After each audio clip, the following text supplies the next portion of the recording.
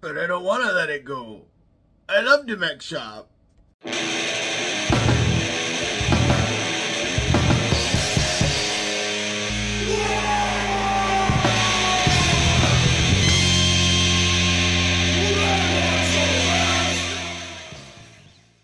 Wag! Welcome back to the Red Ones Go Fast. Old Big Mek here. And indeed, it is time to pour a red squig out for our long-lost brothers because a whole bunch of our units just went to the Great Gig in the Sky. Alright, for those of you who have no idea what I'm talking about, we're talking about Legends. Legends is what happens when units get a little too old for Games Workshop and they decide that they're going to stop supporting them. Usually it's ones that they've stopped making altogether. They've given you like a last chance to order, and they are just going to the great bits pile in the sky. And this is like a last gasp data sheet for you to use in friendly games, but it also means that they are no longer legal for any sanctioned tournaments, whether it's a Rogue Trader or a Grand Tournament, US Open, anything like that. You cannot use any Legends data sheets. Now, what happened is we got a surprise update on those today on WarCom. Let me show you. All right, so when you go to WarCom, which is Warhammer Community's website, this is what you get, and you scroll down to the latest news, and you can see that they have this really awesome article here about starting an orc army and everything you need to know. But it's not there. That's not what you're looking for. Up here under Downloads, this is where all of the free rules and things are kept on the WarCom site. So if you come down here, you click to Warhammer 40K, you go, yay, okay, but look, that's like from June 3rd. What are you talking about? There's nothing new there. Well, you got to keep going. And you're like, well, is it in the indexes? Nope. Again, you got to keep going. You come down all the way to here, and you're like, okay, Imperial Armor data sheets. No, these are the ones you can use. What we're looking for is Legends, and they bury Legends all the way here at the bottom. You can see there is a field manual and an orc manual. Now, when you click the orc manual, you get this. That's right, the data sheets, and that's what you can use in your friendly games. They give you, everybody that's on the list. The list itself is in this, the Legends Field Manual. And anytime they do these updates, they put everything new in red. And as you see, as you scroll down through everything, nothing is red until you get to orcs. And custodians aren't even on here, surprisingly. So this is only new orc units hitting the going away box. And as you can see, there is quite a bit. Now, some of them are not a surprise. Obviously, not with Wogbanner, the Boss Zagstruck, and Captain Badruck, Mechboy Workshop, Mad Doc Rotsnick. We knew all those were going away because they didn't have data sheets in the codex. What we weren't expecting were the ForgeWorld units. So losing Big Track, the Grot Mega Tank, the little mini baby Grot tanks, our super awesome little $2 unit that we can totally use is now gone to Legends. The Kill Tank, the Mega Dread, the Mecha Dread, the War Boss and Warbike, and the regular size Squiggoth.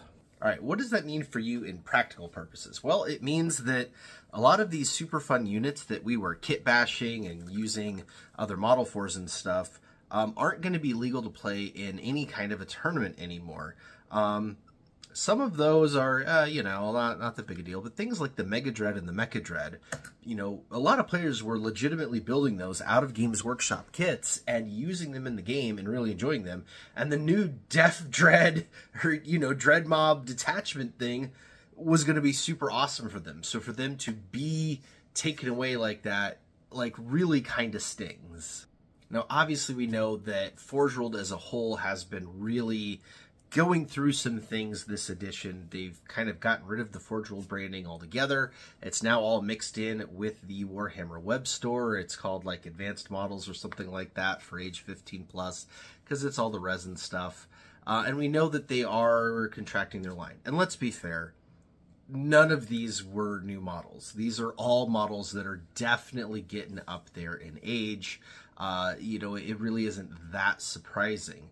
I think it's kind of more surprising that they're not putting out anything new, really. you know, Games Workshop has been coming out with new resin figures for Horus Heresy and for, you know, Warhammer the Old World like crazy. You would think that they would also give some love to 40K, which is, you know, their bread and butter game.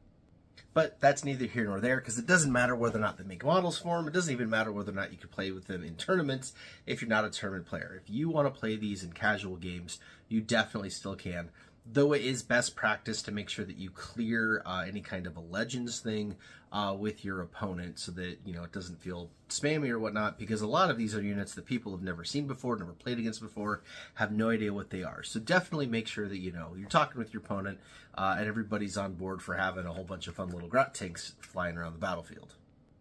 So then what can you expect to do with your models if you do have some of these, like the grot tanks, or the Mechboy Workshop? Now, obviously, Mechboy Workshop is terrain. You could just set it up and use it as terrain. It's just no longer a unit, which, you know, kind of stinks, but it will always be useful as terrain, so that's good. A lot of the other ones, you know, it really depends. The knob with Wog Banner, you could totally just run as a regular knob in your knob squad. In fact, that's how it started, was one of the knobs in the squad had a big-ass banner, and it, you know, eventually became a thing. Something like knobs on war bikes, a lot of people were converting those out of regular war bikes. Just run them as regular war bikers, not that big a deal.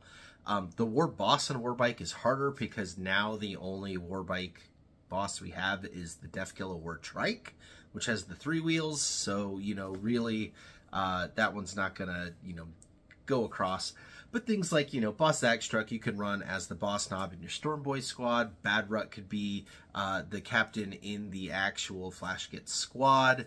And, you know, Mad Dot Grotsnit can just be a regular Pain Boy. So, you know, it's not like you just can't use all of the models anymore. And frankly, most of the ones that they're, you know, don't have a thing that you could do with them, we were kind of cheating. They weren't real models anyway.